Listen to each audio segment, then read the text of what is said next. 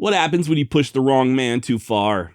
And what happens when that man has a particular set of skills that could turn your life into a living nightmare? Well, in the fall of 1862, that man turned out to be a Tennessee farmer by the name of Jack Hinson.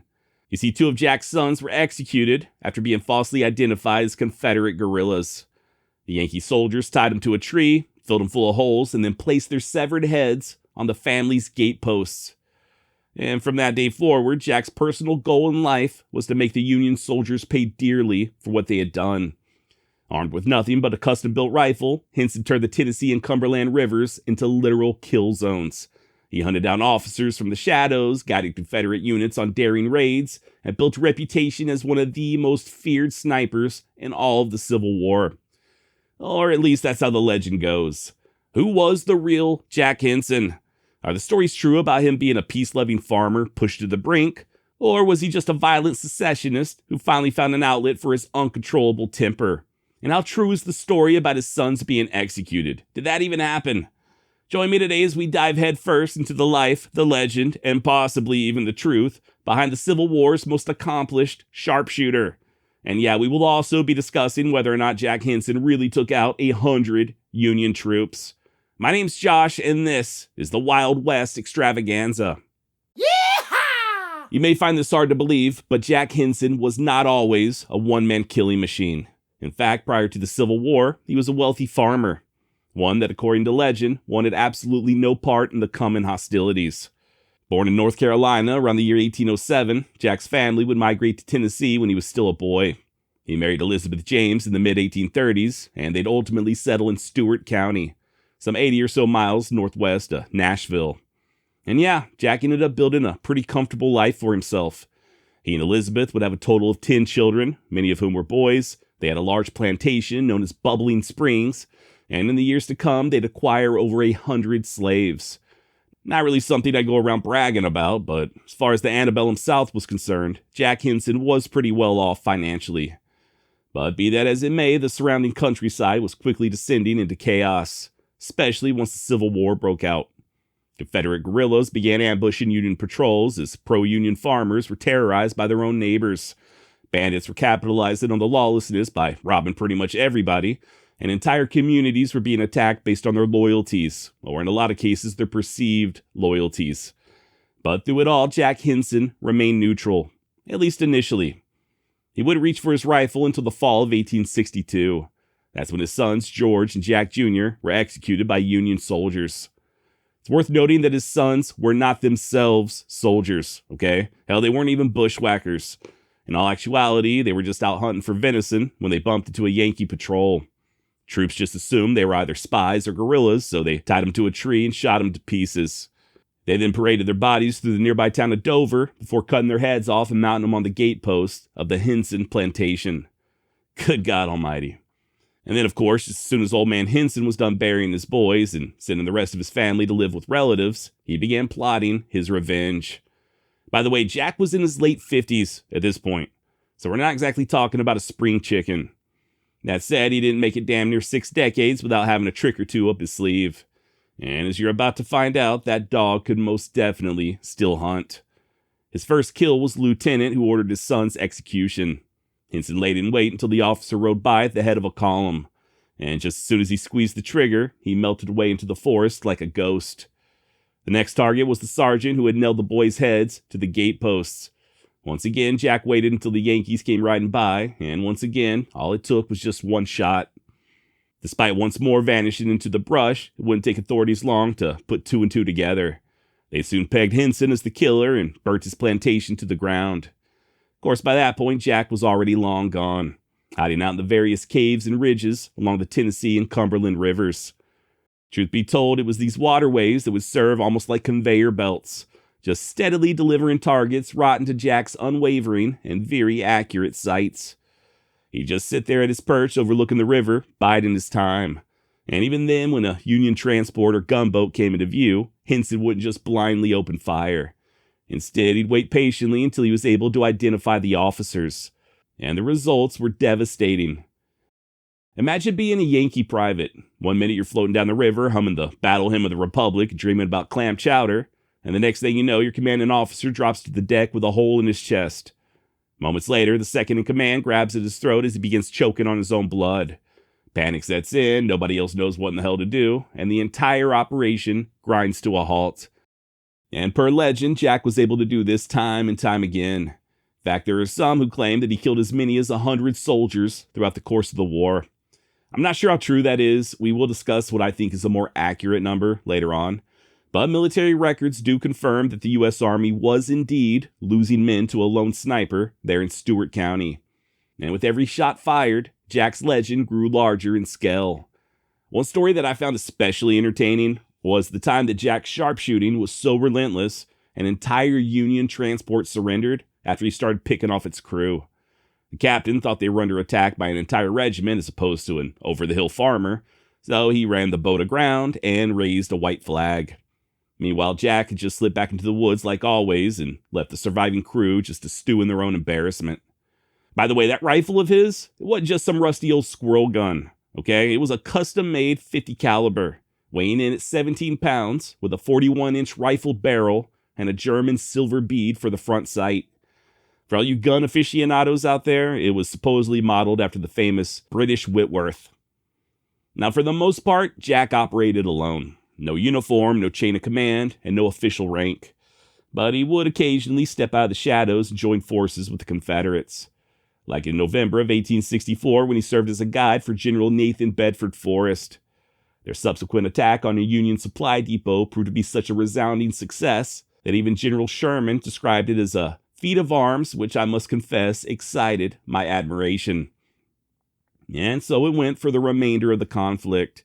Every bend in the river, every ridge line, and every farmhouse became a potential hiding place for old Jack. And for 3 long years, despite having the full weight of the Union war machine hunting him down, they never even got close to catching him. And once Lee surrendered and the war was officially over, Jack just simply returned home and began rebuilding his life. That said, he would pay a very heavy toll. In addition to George and Jack Jr., he also lost another son named Robert. I've also seen other accounts claiming that additional children succumbed to disease while he was off fighting. Still, though, by 1870, he and the rest of his family were still there in Stewart County, not far from the now ghost town of Danville. Or at least that's where they were living on the 1870 census. By 1874, however, Jack and his family were residing in nearby Houston County. And it's there on April 18th that the infamous sniper finally met his match. Jack began complaining of a severe pain between his shoulders. The doctor was sent for, remedies were administered, but nevertheless, within just a few hours, the 67-year-old Hinson had gone on to meet his maker. According to his obituary, it was most likely a case of meningitis. And yeah, that's the legend of Jack Hinson, the rebel sniper who embarked on a personal vendetta that wound up costing the lives of 100 Union soldiers. Maybe. Look, before we get too carried away turning Jack into some kind of a Confederate John Wick, I do think we need to pump the brakes just a bit and take a closer look. Turns out there might be more to the story than meets the eye. The common narrative regarding Hinson is that he was a neutral, peace-loving man who wanted absolutely nothing to do with the war. That he was against secession, and while he did own slaves, he treated them like family. To the point that when he set them free, they chose to remain on the plantation. Out of undying love and loyalty. Others, however, paint a much different picture. That of a hot-headed secessionist who picked fights with pretty much anyone who so much as looked at him sideways. A man who used the conflict as an excuse to indulge in his most violent tendencies, as well as to settle some old grudges. Truth is, there's not a lot of concrete evidence one way or the other. But what little information we do have doesn't necessarily cast Hinson in the best light. I'll give you a for instance. Court documents show that he was arrested on multiple occasions prior to the war, for everything from assault and battery to public brawling in the town square.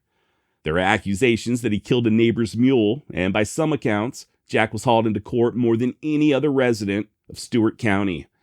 Not exactly the actions of a gentleman farmer minding his own business. Jack also didn't shy away from politics. He may have been neutral in the sense that he didn't wear a blue or gray uniform, but he was a slave owner. And contrary to popular belief, he did vote for secession. Even his own neighbors would describe him as being a loyal secession man right from the start. I just wanted to toss that out there. I know the idea of Jack being a quiet and pious man who just wanted to be left alone, only to then be thrown into a war he didn't want any part of, is a very compelling narrative, but it's just not supported by the facts. There's also questions regarding the deaths of his sons, George and Jack Jr. Not everyone is so convinced that they were as innocent as commonly believed. Worth noting that George was 22 and Jr. was 17 at the time of their executions, so they weren't exactly young children. And that other son I mentioned a moment ago, Robert, he really was a bushwhacker. We know that for a fact. He even led his own little band of guerrillas before getting killed. And just to toss in some further confusion, there are some historians that claim that George and Jack Jr. were still alive after their alleged deaths in 1862, which, if true, would turn the entire story on its head. I'm not saying that's the case, and I'm also not saying that Jack's sons were guilty of being bushwhackers or spies or anything like that. But what I am saying is that the situation might not be as cut and dry as a lot of people seem to think. And then there's the fact that Hinson didn't just stop at killing Yankee soldiers. As I alluded to just a minute ago, he also used the war as a way of settling old grudges. Like on December 31st, 1862. While most folks were busy ringing in the new year, Jack was plotting a deadly rendezvous with his former neighbor, a Swiss immigrant named Albert Rougemont. Turns out they'd been butting heads for years, and Rougemont had once testified in court against Hinson. I guess Jack never forgot about it, and on New Year's Eve, 1862, he finally had his druthers and shot Rougemont deader in hell. There was an investigation. Provost Marshal even began going around collecting testimony, and what he uncovered wasn't really all that positive. Neighbors would describe Hinson as being violent for about as long as anyone could remember, always spoiling for a fight, and with a reputation for being one of the most aggressive men in Stewart County. Basically, if you lived there in Stewart County, chances are you had either seen Jack whoop somebody's ass, or at the very least, you had witnessed him threatening to whoop somebody's ass. That said, the ultimate findings of the investigation were never recorded. Who knows, maybe the Army had bigger fish to fry. Or maybe, considering the chaotic nature of the region, they never found conclusive evidence one way or the other. Or maybe Rougemont just had it coming. Whatever the case, it's stories like these that cause many to doubt Jack's entire legacy. And the only reason I even bring this up, I promise I'm not trying to be the Grinch who stole history or anything like that. All I'm trying to do is illustrate how complicated history can be when compared to the legends. In the case of Jack Hinson, we have a man who, by most reliable accounts, was already violent prior to his sons being killed. He was also a very strong supporter of the Southern cause, and unlike what's normally reported, he absolutely made no qualms about using the war to settle personal grudges. A far cry from the legend of him being a peace-loving, conscientious objector. We'll discuss this more in just a moment, but believe it or not, we still have the rifle that Hinson used during the war. As recently as 2011, it was owned by a Tennessee judge named Ben McFarland. And one of the most fascinating aspects of the rifle are the 36 notches or circles that are punched into the top of the barrel, each one signifying a dead Union soldier. Now, obviously, 36 is a far cry from Hinson's alleged kill count of 100, but this is usually explained away as the notches indicating dead officers. I guess the idea is that Jack either didn't consider the rank and file soldiers to be worth noting, or he just stopped counting over time. Or hear me out, maybe he really did only kill 36 men as opposed to 100. I guarantee you, out of everything I say on today's episode, this is going to be the part I get the most pushback on. I don't know who needs to hear this, but the killing of 36 people over the span of less than 4 years is a pretty big deal, okay? That's a lot of ghosts to be hauling around behind you. It's also far more than your average soldier will ever get close to attaining. There was something like 3.2 million people who served in the Civil War on both sides, and the total number of dead was just at around 700,000. So obviously not everyone was out there stacking bodies. In fact, just going by the numbers alone, it would appear as if the majority of troops failed to kill a single opponent, especially when you take into account that most of the deaths were caused by diseases or infections rather than direct combat. So even if Hinson's kill count was just 36, that is still an astronomical number. It's also believable. Whenever I see these really highly inflated body counts, there is very rarely any evidence to back them up. Just rumors and anecdotal stories. The same is true for pretty much every notable figure from the Old West, and Jack Hinson is certainly no exception. Is it possible that he killed 100 people? Absolutely. But until I see some actual evidence, I'm going to have to chalk it up to exaggeration. Hell, even Jack's burial is the subject of controversy. According to his obituary in the Clarksville Weekly Chronicle, he was buried at the Boyd Cemetery. But family tradition points to a different plot over at Cane Creek. And to this day, both locations claim him. At least as far as I'm aware. If you have additional information, or you just like to tell me how wrong I am about any of this, please feel free to hit me up at josh@wildwestextra.com. Now, me personally, I couldn't care less about Jack Hinson being a violent man prior to the war. I don't care about his history of owning slaves, or even the story about him gunning down his own neighbor. Jack may not have been a role model, and he certainly wasn't someone who I'd want as a friend. But his story is still fascinating, regardless of his personal morals. He may have been a deeply flawed human being, but he was also a little bit of a badass. You know who else were badass? The Spartans. And do you know what the Spartans did to little boys? Don't answer that. And if you don't know, don't go looking it up. Trust me, it'll make you sick to your stomach. It does beg the question, though. Why is it that we as a society are so eager to sanitize our history? What makes us so prone to turning our heroes into saints? Life is messy. Human beings are definitely messy. And by proxy, history is also messy. And it very rarely ever fits neatly into our worldview. Jack Hinson was a slave owner. But then again, so were a lot of other people throughout the course of human history. Why not just leave it at that? Why change his story to make it seem as if he was some benevolent master who his slaves adored? Jack Hinson was also a deadly sniper. He killed a lot of enemy soldiers along the Cumberland and Tennessee rivers. That much is a fact. But what's the point in exaggerating it to the point that it's unbelievable, saying that he killed 100 Yankees? Look, there's a lot of great historical fiction out there, both in print and film. There's no shortage of fantasy novels to help you escape reality. So I really don't understand why we need to change real history just to make ourselves feel all warm and fuzzy on the inside. If you want to do that, just turn on the goddamn Hallmark channel, okay? Look, wherever you stand on this, at the end of the day, I don't think any of us can deny that Jack Hinson has become a symbol. For some, he's the embodiment of Southern defiance. And for others, he's an example of how quickly the lines between soldier and murderer can vanish in a not-so-civil war. Hinson's story isn't clean, and it's not neat. But that rifle and those notches, along with the fear that he carved into Union patrols there in Tennessee, those remain undeniable, regardless of our inclinations to pad his story with a bunch of made-up nonsense. But what do you think? Am I being too skeptical? Was Hinson really just a neutral and peace-loving farmer driven to revenge by a brutal injustice? Or was he a die-hard secessionist who used the tragedy of war as a cover for his own personal vendettas? Or was it a mix of both? We may never know. As it stands today, his story is mostly apocryphal.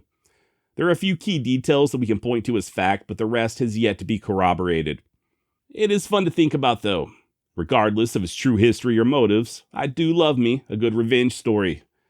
And yeah, I guess that's about all I've got on Jack Hinson. Alright, thank you so much for joining me. Till next time, try not to execute anybody, okay? Don't go killing any of your neighbors, and whatever you do, don't go pissing off old men who have nothing to lose. Trust me, it will not end well. Alright, till next time, adios.